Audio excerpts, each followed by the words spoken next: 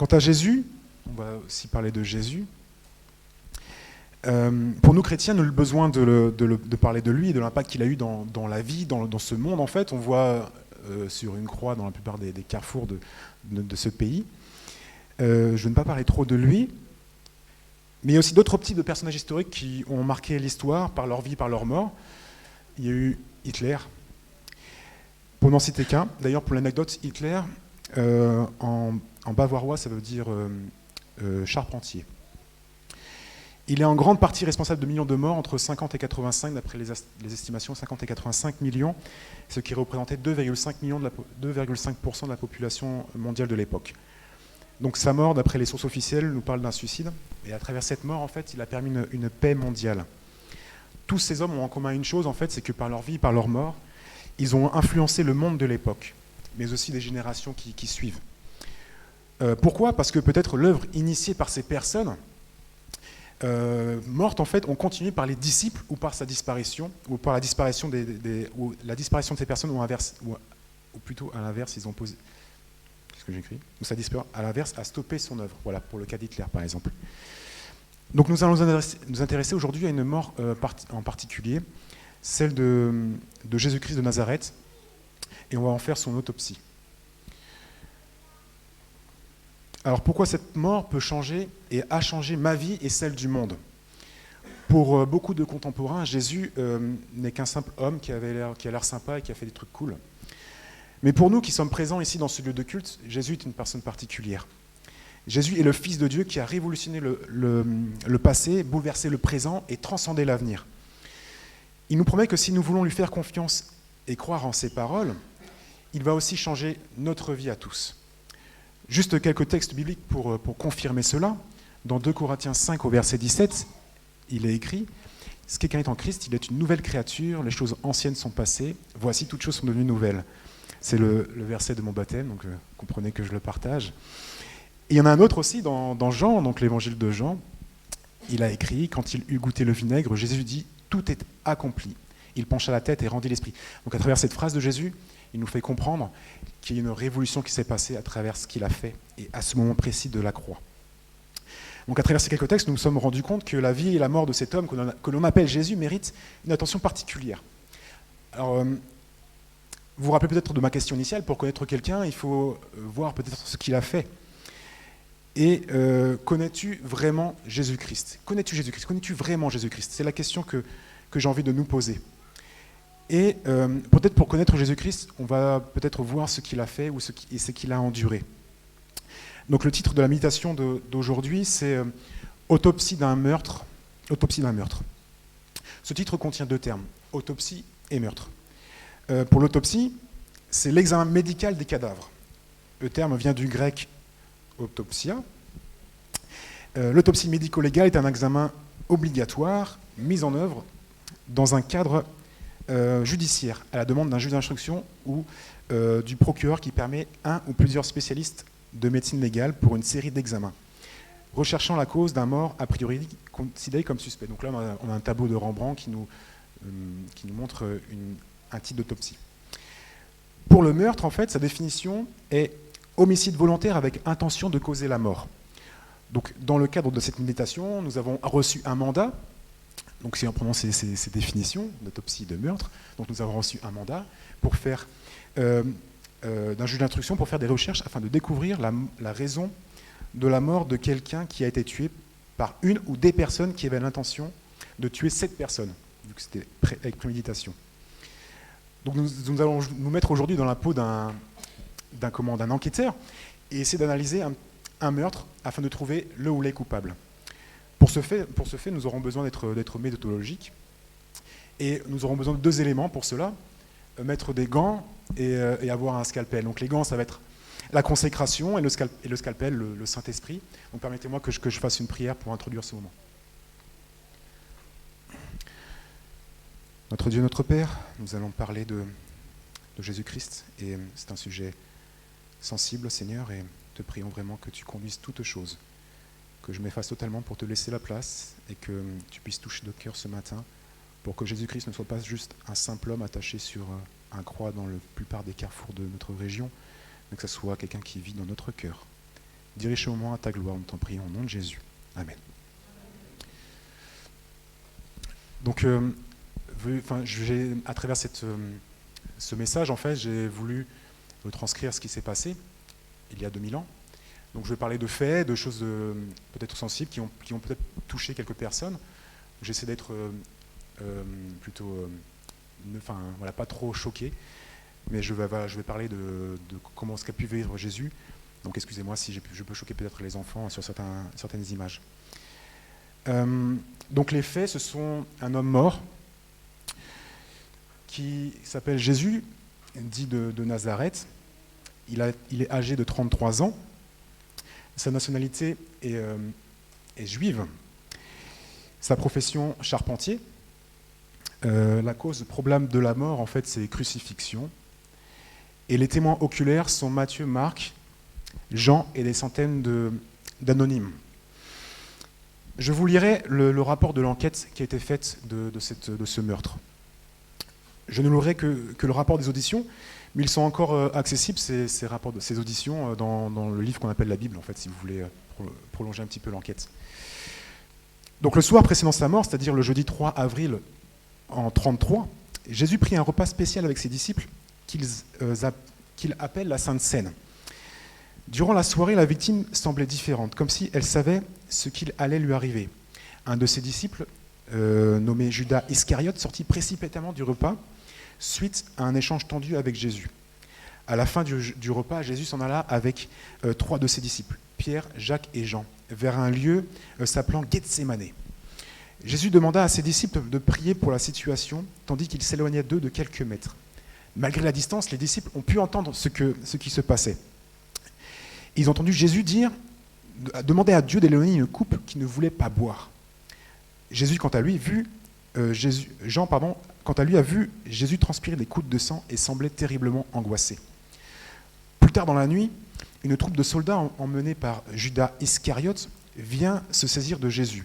Il y a un élément important que Jésus a dit à ce moment des faits, et je le lirai dans l'archive numéro MT 2653. Donc, ce qu'a dit Jésus: penses-tu donc que je ne pourrais pas faire appel à mon Père? À l'instant même, il enverrait des dizaines de milliers d'anges à mon secours. Donc, d'après ce témoignage de l'ensemble des témoins oculaires, Jésus se laissa emmener sans rien dire par les soldats, tandis que Pierre, Jacques et Jean s'enfuirent.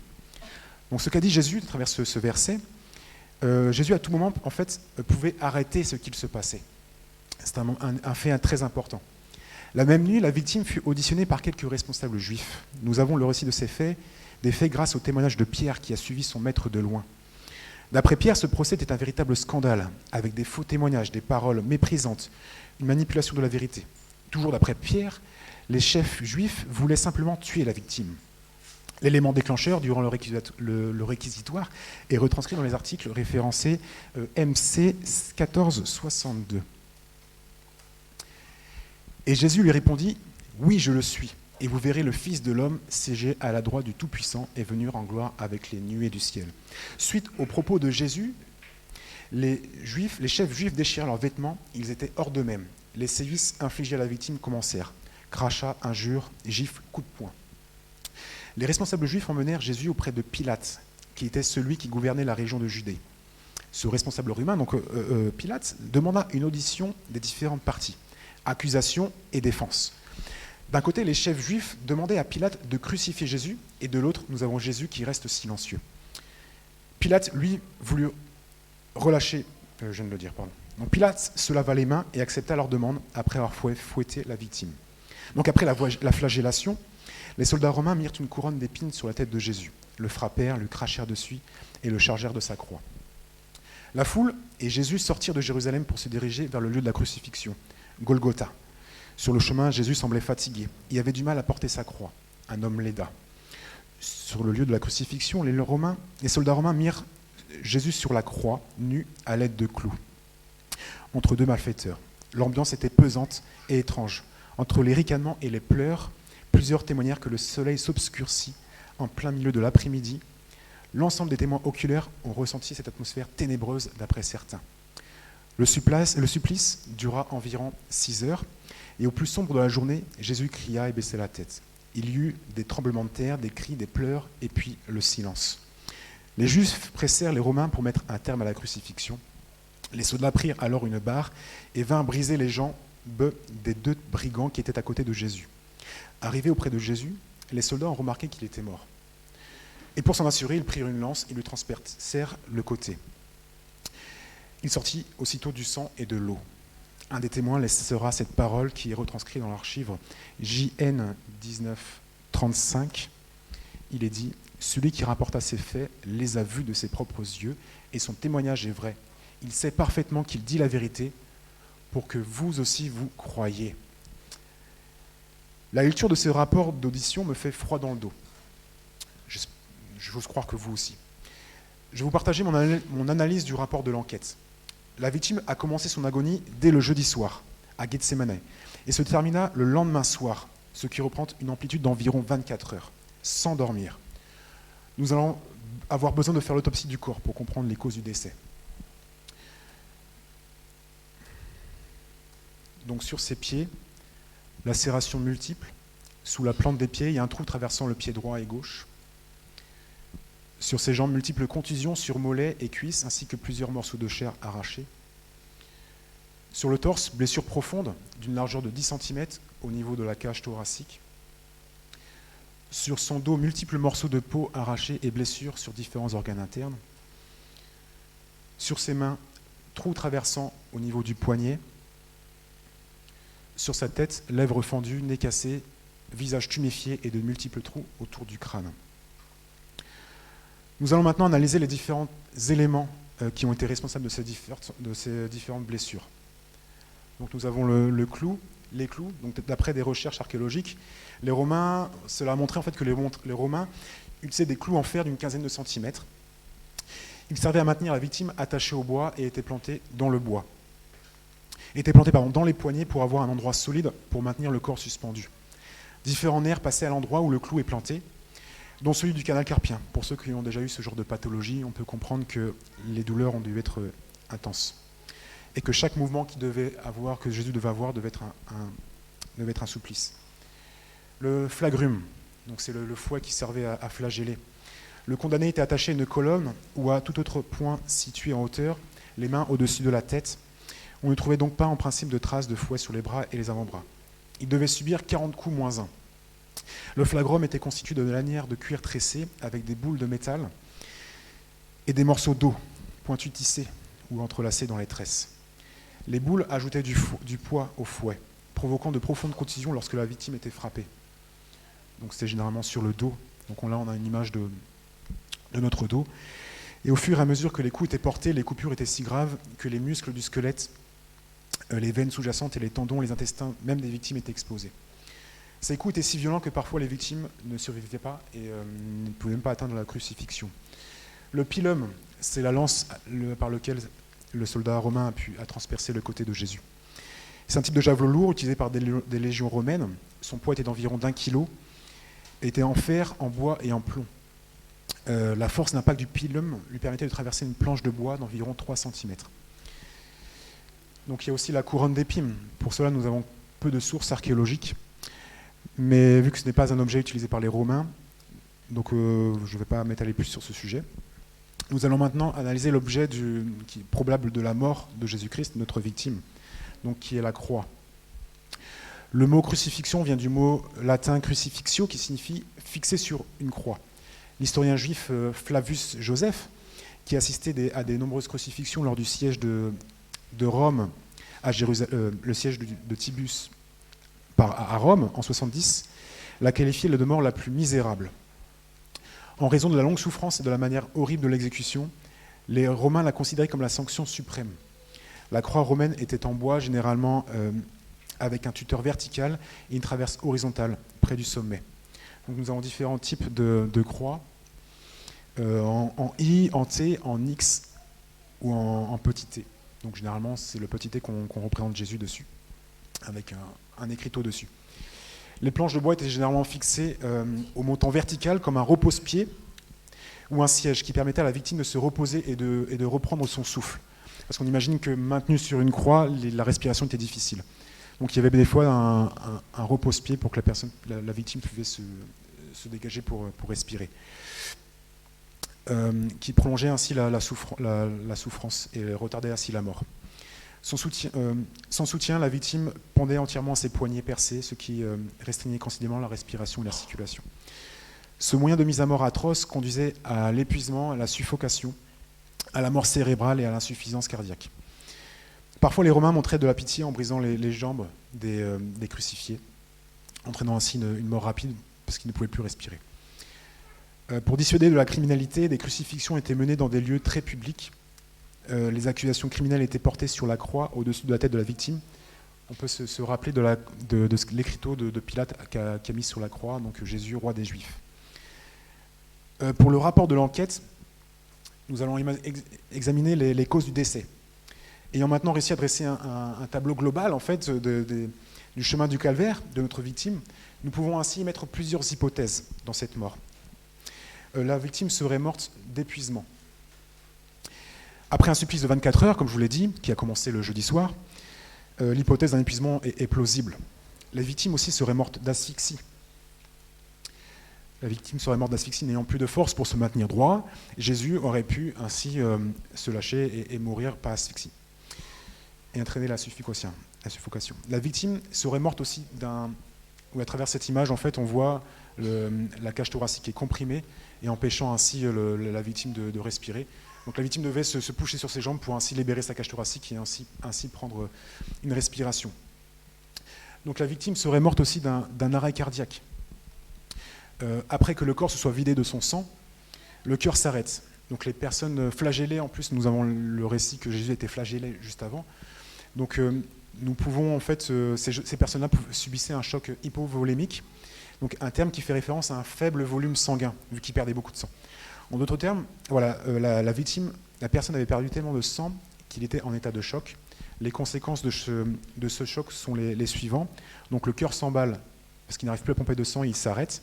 La victime s'effondre ou s'évanouit en raison de la faible pression sanguine. Les reins s'arrêtent pour préserver les fluides corporels. Et la personne éprouve une soif extrême, le corps cherchant à reconstituer les fluides perdus. Donc nous avons aussi le témoignage que Jésus a demandé du vinaigre qu'il avait soif en fait. Donc ce qui corrobore à ce choc hypovolémique. Les Écritures, oui, donc ça je l'ai dit, ok. Donc il s'est effondré. Nous avons le récit que Jésus s'est effondré par rapport à toujours ce choc hypovolémique. Et on a le récit que Simon a porté la croix de Jésus sur le chemin du calvaire. Donc cet effondrement indique que Jésus vivait une hypotension. Un autre indicateur que Jésus a souffert un choc hypovolémique, donc c'était qu'il demande à boire, ce que je vous ai dit. Avant la mort, les battements rapides et soutenus du cœur causés par le choc hypovolémique provoquent également une accumulation de liquide, ce qu'on peut voir à travers cette radio, autour du cœur et des poumons. Donc cette accumulation de liquide dans la membrane entourant le cœur est appelée épanchement péricardique.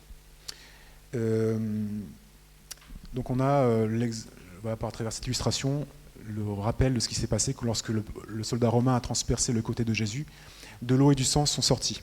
Donc ce qui pourrait corroborer en fait qu'il a eu cet amas d'eau autour des poumons et du cœur. Et cela se trouve dans l'archive JN 1934. Audition des accusés. Il est important, lorsqu'il y a un meurtre, de connaître qui est le coupable. Donc qui a crucifié Jésus ? Cette question n'a pas seulement de valeur historique, mais compte tenu de la justification que cette mort nous apporte, elle est importante de savoir cette question, pour nous chrétiens, elle est vitale. Qui a tué Jésus ? Nous avons donc affaire ici à un meurtre prémédité, d'après les auditions des témoins. Nous allons maintenant faire l'audition des témoins, des accusés, pardon. Donc nous avons les premiers accusés, ce seraient les Juifs.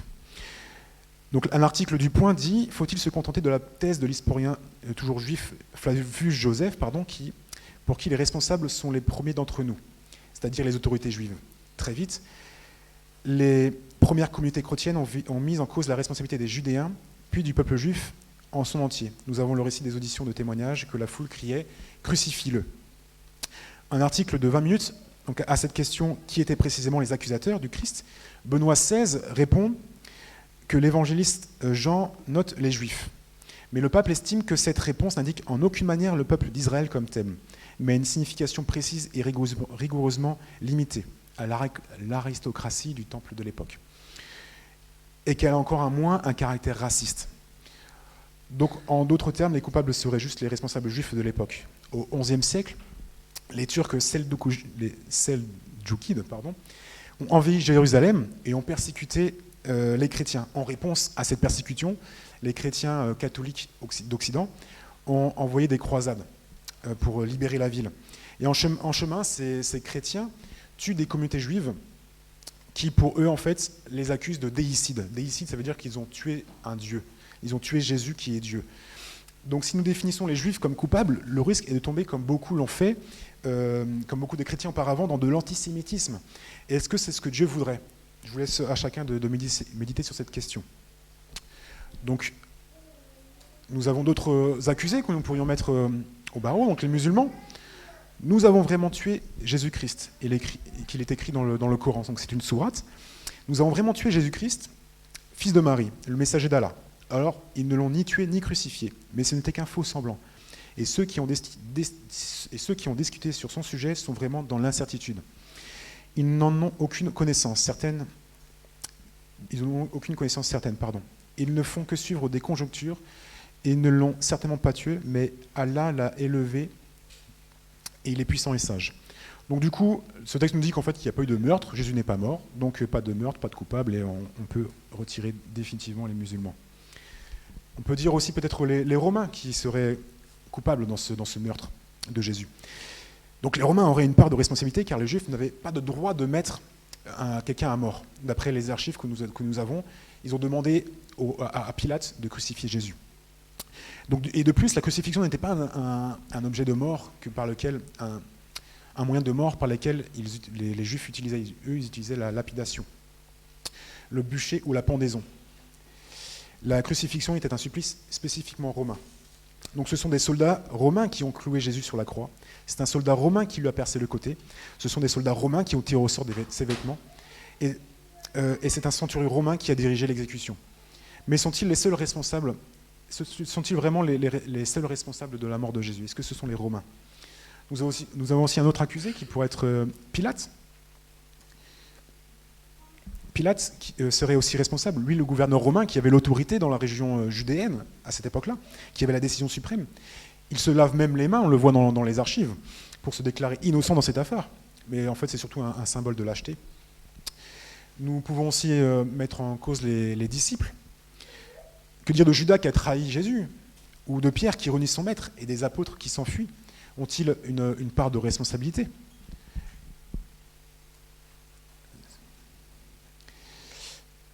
Pardon. Et est-ce qu'on peut aussi peut-être émettre l'hypothèse que Jésus a sa part de responsabilité dans sa mort, dans sa propre mort ? Jusqu'à présent, selon ce que nous avons évoqué, on pourrait prendre le Christ pour un martyr passif d'une noble cause ou la victime d'un complot judiciaire. Mais il a voulu offrir volontairement sa vie en sacrifice pour nos péchés. Il a annoncé plusieurs fois cette mort, en fait. Par exemple, en disant qu'il était le bon berger, qui donne sa vie pour ses brebis. Il a dit aussi qu'il donne sa vie afin de la reprendre, qu'il la donne de lui-même, qu'il a le pouvoir de la donner en fait de lui-même. On pourrait aussi définir le coupable comme pour le serpent. Donc pour ceux qui connaissent un petit peu l'Ancien Testament, nous avons cet épisode dans Nombre 21 où on a le peuple d'Israël qui est dans le désert, à la sortie d'Égypte, où le peuple se fait mordre par des serpents. Beaucoup meurent, en fait. Ils vont voir Moïse, leur demander de le libérer en fait, de ce fléau. Et Dieu demande à Moïse de faire une croix et de mettre un serpent sur cette croix. On peut le lire ensemble dans Nombre 21, par exemple, au verset 9. Nombre 21, verset 9. Donc c'est dans le Pentateuque, au tout début de la Bible.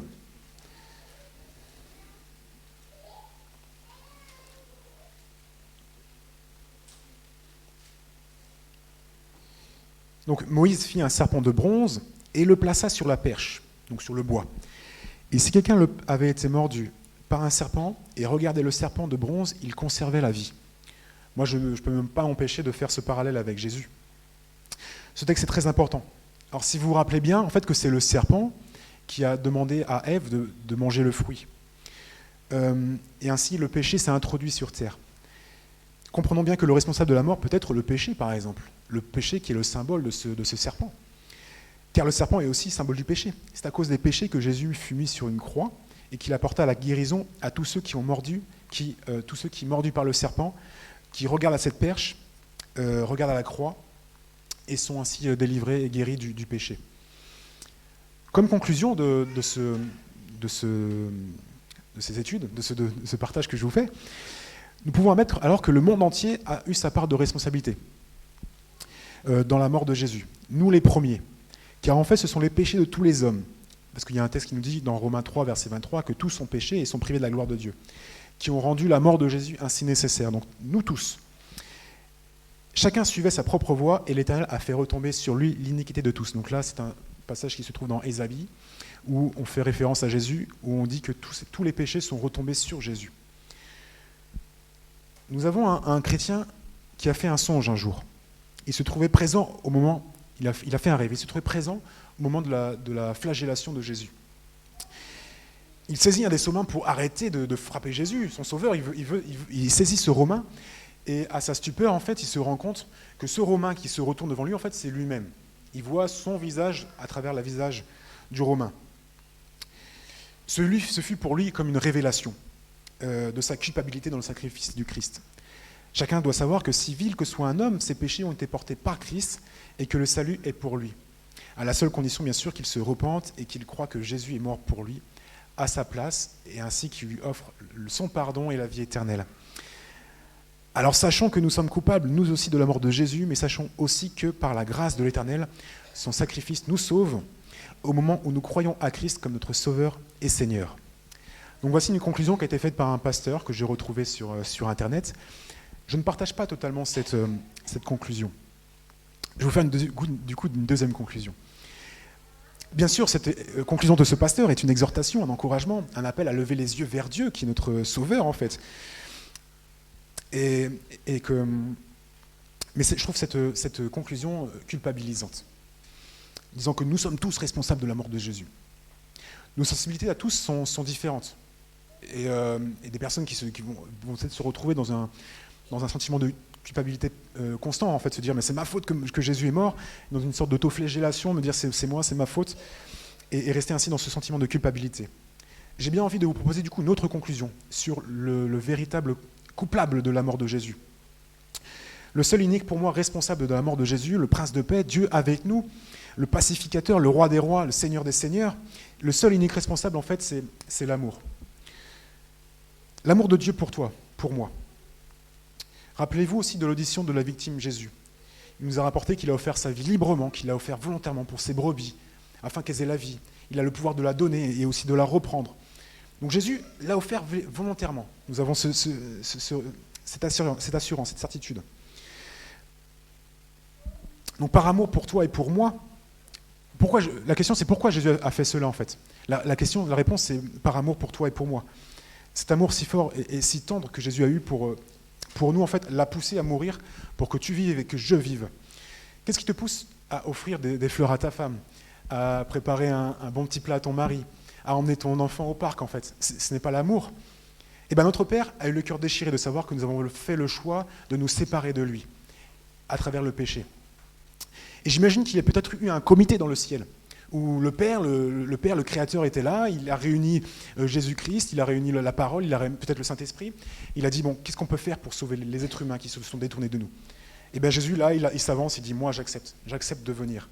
J'accepte de descendre sur terre où le péché règne, en maître pour sauver les êtres humains, pour te sauver et pour me sauver aussi. J'accepte de perdre ma vie éternelle, ma divinité pour te montrer qu'il est possible de marcher avec Dieu sur terre et de vivre dans l'amour. Le coupable de la mort de Jésus n'est pas moins que l'amour, en fait.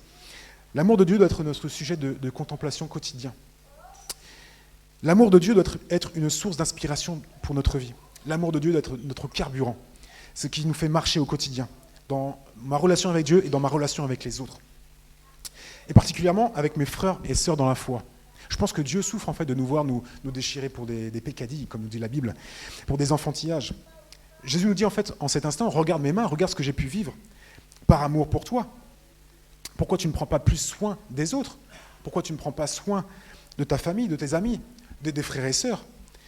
Dieu nous dit ce matin, pourquoi tu ne veux pas même passer quelques minutes avec moi dans la prière, le matin, le midi et le soir? Passe un peu de temps avec moi. Pense à cela, Jésus portant sa croix, seul, avec le doigt arraché, ses pas dans les rues de Jérusalem, qui chaque pas laissait une trace de sang. Pense aussi à cela, les Romains prenant des vieux clous rouillés, prenant ainsi les mains de Jésus et les clouant sur la croix. Pense à cela aussi, Jésus qui cloué sur la croix avait du mal à respirer et qui dut pousser sur ses pieds pour ouvrir sa cage thoracique et ainsi respirer une bouffée d'air, qui à chaque respiration en fait a dû frotter son dos sur le bois, qui a dû subir des souffrances terribles. Pense aussi à cela, Jésus rempli d'amour pour tous les êtres humains, priant même pour ceux qui l'ont crucifié, devant aussi subir les injures, les moqueries, la haine. Entends-tu cette douce voix qui te parle en cet instant et qui te dit « Pourquoi tu ne veux pas me donner ton cœur ?» Et reconnaître ce que tu as le plus besoin sur cette terre, en fait, c'est de moi.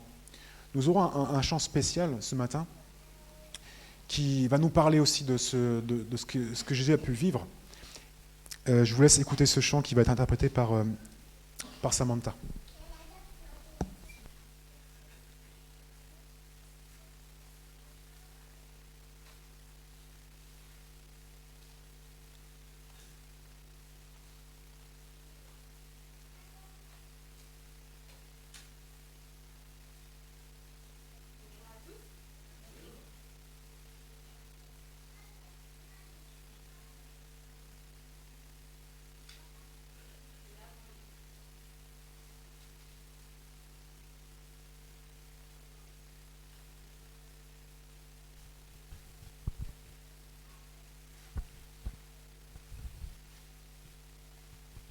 Sur la Via Dolorosa à Jérusalem, ce jour, les soldats cherchaient un passage dans les rues. Mais la foule se pressait pour voir l'homme condamné à mourir au calvaire. Le sang coulait à flot de son corps meurtri. Son visage était marqué par la douleur. Et il portait à chaque pas la croix de ceux qui ont voulu sa mort. Sur la Via Dolorosa, le chemin de la souffrance, comme un agneau vient le Messie, Christ le roi. Il a choisi ce chemin par amour pour toi et moi. Sur la Via Dolorosa, il a marché jusqu'au calvaire. Sur la Via Dolorosa à Jérusalem, ce jour, les soldats cherchaient un passage dans les rues. Mais la foule se pressait pour voir l'homme condamné à mourir au calvaire. Sur la Via Dolorosa, le chemin de la souffrance, comme un agneau vient le Messie, Christ le roi. Il a choisi ce chemin par amour pour toi et moi. Sur la Via Dolorosa, il a marché jusqu'au calvaire. Le sang du Sauveur versé pour tous les hommes a couler dans le cœur de Jérusalem, sur la Via Dolorosa, le chemin de la souffrance. Comme un agneau vient le Messie, Christ le roi. Il a choisi ce chemin par amour pour toi et moi. Sur la Via Dolorosa, il a marché jusqu'au calvaire.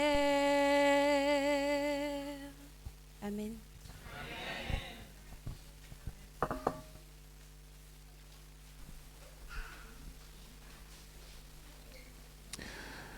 Amen. Si ce chant t'a touché, je dois t'alerter d'un danger qui est là. Ce que Jésus a subi, c'est terrible, c'est vrai. Nous ne le voyons que dans l'œil lointain. Et nous ne pouvons qu'imaginer les souffrances qu'il a pu subir. Nous ne pouvons pas être insensibles à la souffrance des autres. Sinon, je pense que Dieu doit sonder nos cœurs. Le danger, c'est que ce message, en fait, ce moment que nous avons passé ensemble, reste émotionnel, en fait. Le problème de l'émotionnel, c'est qu'il est éphémère, passager. Il est possible que nous disions, en fait, ce matin, « Waouh, merci Jésus pour ce que tu as fait pour moi. Ça me touche trop. » Et demain, en fait, nous en retournons à nos petites affaires égoïstes. Nous ne pensons même pas à Jésus dans nos vies, dans nos choix, et le mettons ainsi sur le banc de touche. En tant que chrétiens, nous nous préparons pour la vie éternelle. Amen. Et l'éphémère est opposé à l'éternel. Si nous nous préparons pour la vie éternelle, nous ne pouvons pas rester dans l'éphémère, en fait. Alors, comment répondre à cette problématique? Comment ne pas tomber dans l'émotionnel? Je nous avais posé une question au départ. Connais-tu vraiment Jésus-Christ? Et j'avais partagé l'idée que pour connaître quelqu'un, il est important de regarder ses actes, ce qu'il a fait. Les actes de Jésus, en fait, sont contenus dans la Bible. Et merci Seigneur, parce qu'en fait, c'est le livre le plus imprimé au monde. Nous pouvons tous en avoir l'accès. Même sur Internet, on peut l'avoir pour 2 €, il me semble. Nous pouvons avoir le récit de ce qu'a fait Jésus dans la Bible. Pour le chrétien, en fait, qui veut se rapprocher de Dieu, il peut se plonger dans la Bible. Il y a une sorte de triptyque qui se passe à ce moment-là. En fait, c'est une œuvre qui se compose en 3 parties. En fait, l'émotion conduit à la réflexion, pousse à la réflexion et conduit à la relation. En d'autres termes, en fait, l'amour et le sacrifice de Jésus te touchent, eh bien, ouvre ta Bible et entretiens une relation intime avec Dieu, personnelle avec Dieu, par la prière, mais aussi par le service aux autres. Rappelons-nous, en fait, ce verset de base qui nous dit « Jésus, par amour, a donné sa vie. Nous aussi, nous devons vivre de cet amour pour les autres et donner notre vie pour les autres, pour nos frères et sœurs. » Donc, ce que Dieu attend de nous, en fait, c'est que nous ayons cette relation intime avec lui. Jésus est mort, mais il est surtout ressuscité. Il veut souper avec nous et nous avec lui. Nous avons d'ailleurs, dans le livre de l'Apocalypse, même si ce nom peut faire peur, il veut dire surtout révélation. Donc nous avons cette révélation de Jésus qui nous partage et qu'il espère aussi. Voilà ce que Christ espère. « Voici, je me tiens à la porte et je frappe. Si quelqu'un entend ma voix et ouvre la porte, j'entrerai chez lui. Je souperai avec lui et lui avec moi. » Et la conséquence de cette relation intime avec Jésus, le vainqueur, je le ferai asseoir avec moi sur mon trône, tout comme moi aussi j'ai vaincu et je me suis assis avec mon Père sur son trône. Voilà mes frères et sœurs, que nous soyons touchés par Jésus, que nous étudions sa parole, ce qu'il a fait, que ça puisse être pour nous une source d'inspiration et que nous puissions ainsi vivre une relation intime avec Jésus. Amen.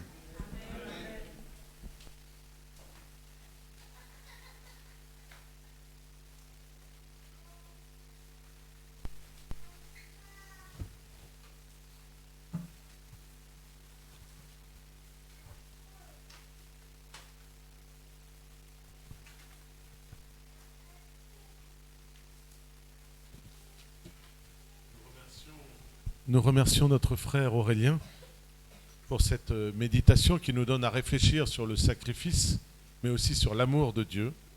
Et comme une continuité à ce message, je vous propose de prendre ensemble